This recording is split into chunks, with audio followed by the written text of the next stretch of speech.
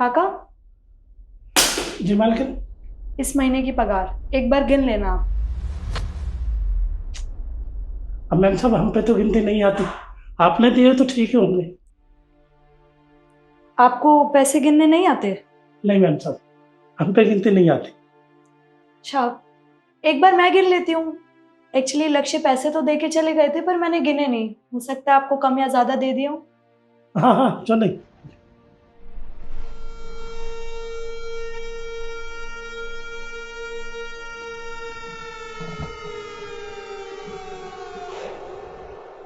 काका, लक्ष्य ने ना आपको 12,000 रुपये दे दिए हैं, जबकि आपकी पगार तो 10,000 रुपये है।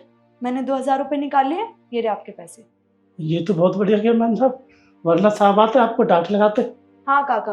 अच्छा, आपका काम तो हो गया है, आप घर जाइए अब। जी।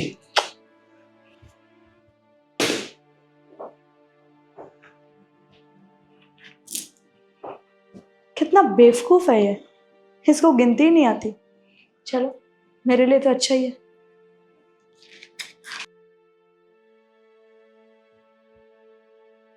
काका, लगता है आज घर का काम जल्दी निमट गया।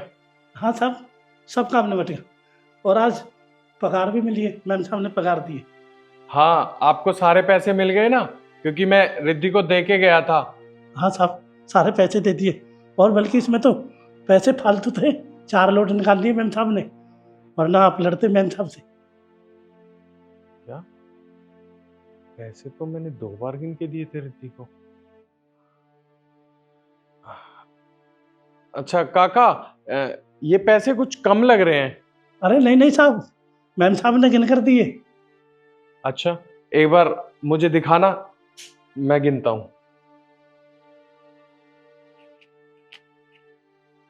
ये तो 8,000 रुपये हैं। इसका मतलब रिद्धि ने 2,000 रुपये जानबूझ के निकाल लिए। इसे तो मैं बताता हूँ। रिद्धि,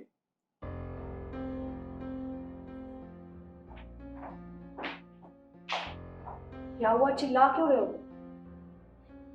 चाचा की तनख्वाह कितनी है? 10,000 रुपये। और तुमने चाचा को 8,000 रुपए क्यों दिए?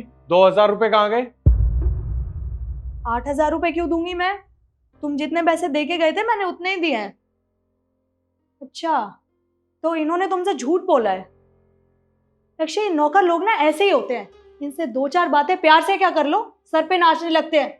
मुझे अच्छे से पता है 2,000 रुपये ना इन्होंने छुपाया है कहीं पे। अरे मैम साहब, क्या बात कर रही हो आप? मैं बना ऐसे क्यों करूँगा? मेरे पे तो गिनती भी नहीं आती साहब, जैसे मैम साहब ने दिए वैसे ही मैंने ले लिए साहब। मेरे सामने 4 नोट निकाले थे, फालतू थे बस। काका, झूठ बोलने की ना जरूरत नहीं है। मैं बताऊं लक्ष्य, ये क्या सोच रहे होंगे? इन्होंने सोचा कि मैं 2,000 रुपये ना छुपा लेता हूँ, और वो 10,000 रुपये तो है ही मेरी सैलरी, और 2,000 रुपये तुमसे एक्स्ट्रा ले लेता हूँ, और मेरे पास कितने हो गए? 12,000 रुपये। इतनी ना चालाकी यहाँ पे नहीं चलेगी। मैम साहब, मैं झूठ नहीं बोल रहा, मैम साहब मेरा विश्वास करो। साहब जी, मैं अपने बच्चों की कसम खा कर कहता हूँ, मैंने ऐसा घटिया काम नहीं करता। मैं गरीब जरूर हूँ लेकिन बेईमान नहीं हूँ साहब।